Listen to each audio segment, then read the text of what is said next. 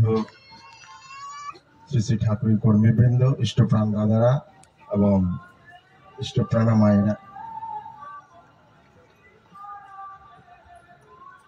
ঠিক আছে শোনা যায়। আজকে আমরা আমাদের শ্রদ্ধেয় দাদা শ্রী শ্রী ঠাকুরের সহপ্রতিনিধি শ্রী অনাদিনাথ ভট্টাচার্য মহোদয়ের এই নবনির্মিত বাসগৃহে প্রবেশ উপলক্ষে শ্রী শ্রী ঠাকুরের এই নাম সংকীর্তন এবং সৎসঙ্গের আয়োজন হয়েছে। আমরা পরম পিতার শ্রীচরণে প্রার্থনা করব ওনার সুস্বাস্থ্য সমন্বিত সুদীর্ঘ জীবন, উনি সুস্থ থাকুন, চিরায়ু হয়ে থাকুন, আমাদেরকে প্রেরণা প্রবুদ্ধ করে চলুন, আমরা যাতে ইষ্ট পথে আরোতর হয়ে সবাইকে নিয়ে চলতে পারি। ওনার পরিবার, পারিপার্শ্বিক সবার ইষ্ট প্রাণ সুনিয়ন্ত্রিত জীবন পরম দয়ালের চরণে প্রার্থনা করি। এই গৃহে যারা থাকবে তারা শ্রী শ্রী ঠাকুরকে নিয়ে মত্ত হয়ে থাকুক, ঠাকুরকে বিতরণ করে চলুক, সবাইকে নিয়ে সুস্থ থাকুক। আর এখানে এই কর্মই নিত্য চলতে থাকে। এটা একটা সৎসঙ্গ উপযোজনা কেন্দ্র। এই সত্তা সম্বর্ধনী কর্ম নিয়তই এখানে চলছে এবং চলতেই থাকবে। শ্রী শ্রী ঠাকুরকে ভালোবাসলে আমাদের জীবনে ঠাকুরত্ব জেগে ওঠে। এটার একটা জ্বলন্ত উদাহরণ শ্রদ্ধেয় দাদা এবং ওনার পরিবার। শ্রী শ্রী ঠাকুর আমাদের কাছে সেই ভালোবাসাটাই চান।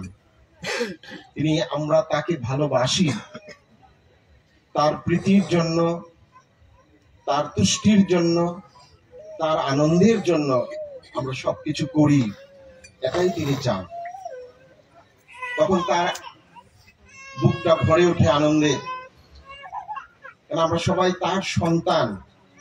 আমাদের অজ্ঞানতার জন্য অনেক সময় আমরা তাকে ভুলে থাকি, তার দিকে পেছন ফিরে থাকি, কিন্তু তিনি তো আমার দিকে পেছন ফিরে থাকতে পারেন না, তিনি আমাকে আগলে রাখেন।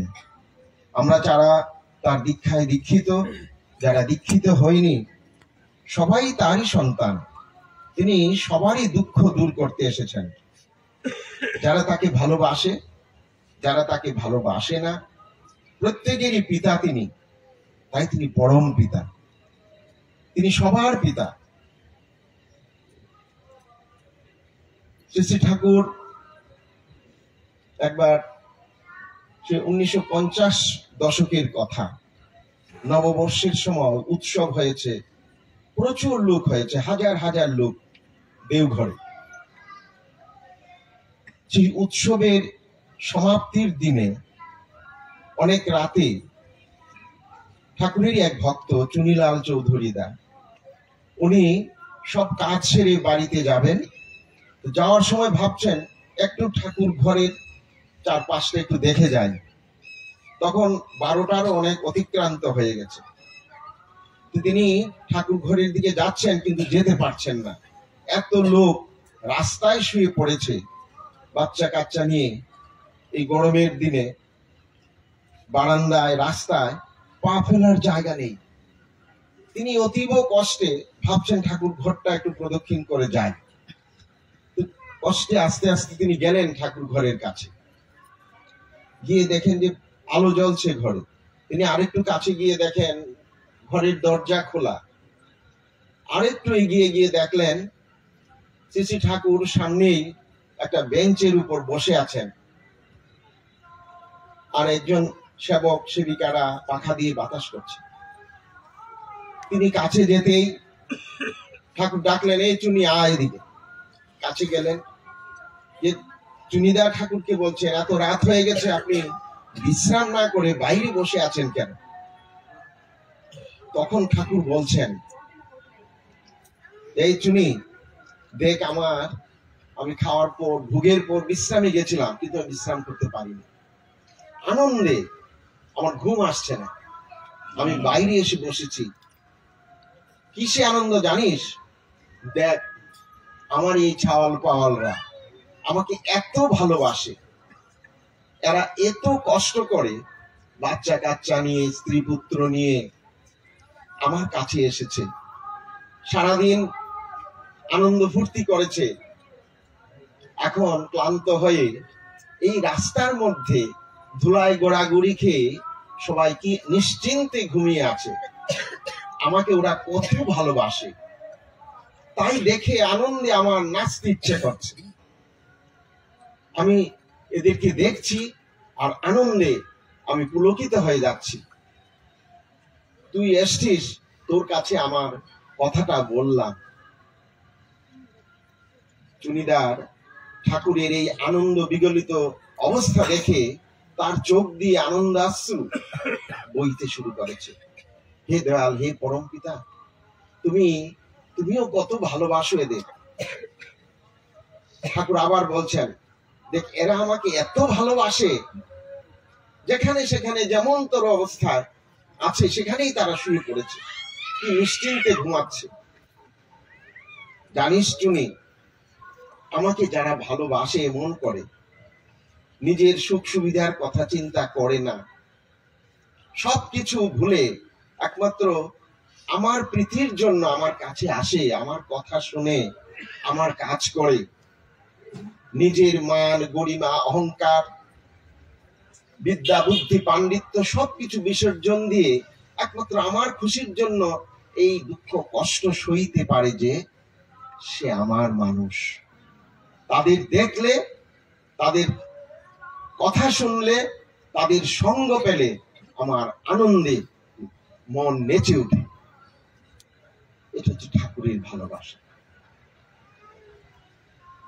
ঠাকুর বলেছেন, কেউ যদি এসে তোদের প্রশংসা আমার কাছে করে,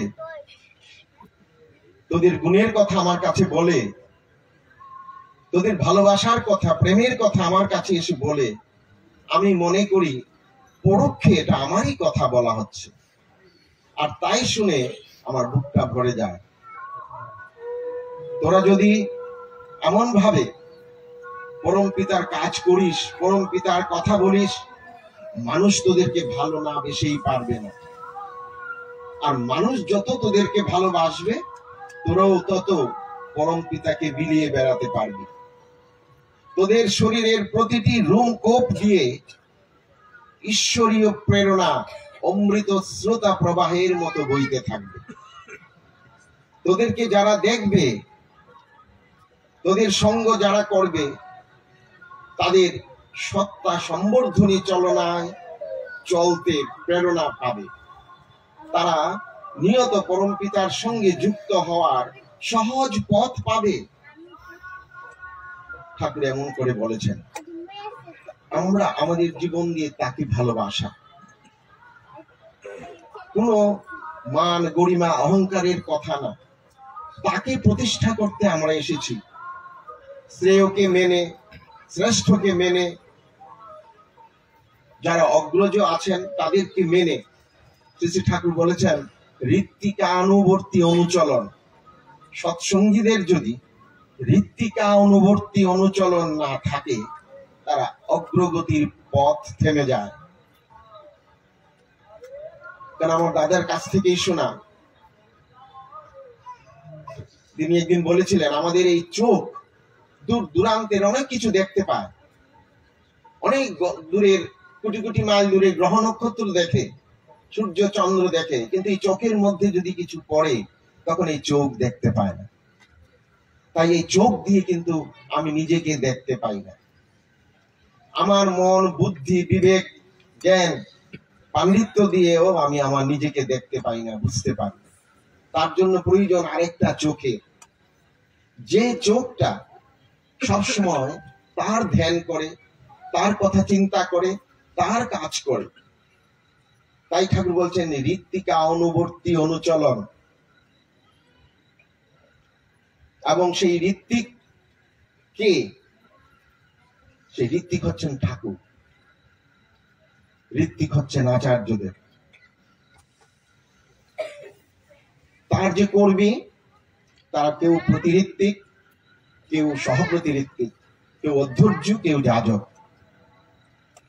কারণ পুরুষোত্তম যিনি, তিনি কিন্তু সব হয়ে আছেন। তাই তদ অনুবর্তী অনুচলনে যারা অভ্যস্ত তাদের মধ্যে তিনি জাগ্রত থাকেন। আর তার প্রতিষ্ঠার জন্য যারা নিজের জীবনকে ব্যয় করেন, তার প্রতিষ্ঠার কাজে নিজেকে যারা যুক্ত রাখেন, তাদের সঙ্গ করে, তাদের আদেশ নির্দেশ মেনে আমার ইষ্ট কাজকে এগিয়ে নিয়ে যেতে হয়। এটাই সৎসঙ্গের ভাবধারা। এই জন্যই আচার্য পরম্পরা।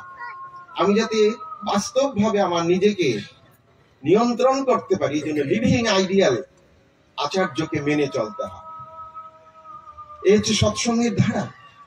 সৎগুরু যেখানে আছে সেখানে সৎ আচার্য আছে।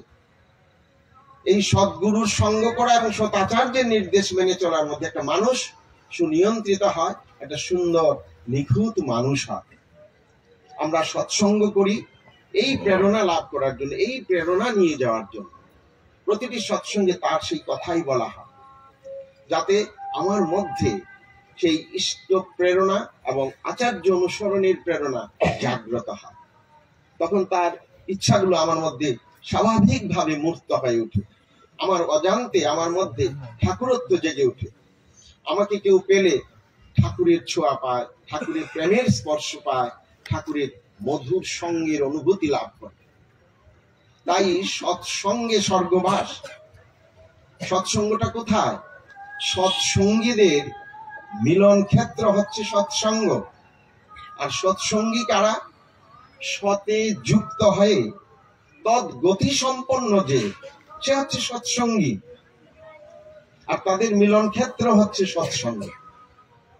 কাজে আমরা যে সৎসঙ্গে আসি, এখানে এসে স্বর্গীয় আনন্দ, স্বর্গীয় প্রেরণা, স্বর্গীয় ভাব অনুভূতি আমরা লাভ করি। তাই নিত্য সৎসঙ্গ করতে হয়। আজকে ঠাকুরের চরণে প্রার্থনা করব যে এই বাড়ির গৃহস্বামী, তার পরিবার, পারিপার্শ্বিক, এখানে আমরা যারা আছি, কাছে দূরে যারা রয়েছেন, সবাই ঠাকুরকে নিয়ে, তার আদেশ নির্দেশ মাথায় নিয়ে, তাকে খুশি করার ধান্দা নিয়ে আমরা চলি। তার অজস্র আশীর্বাদ আমাদের সবার উপর বর্ষিত হোক। আচার্য দেবের অজস্র আশীর্বাদ আমাদের সবার উপর বর্ষিত হোক।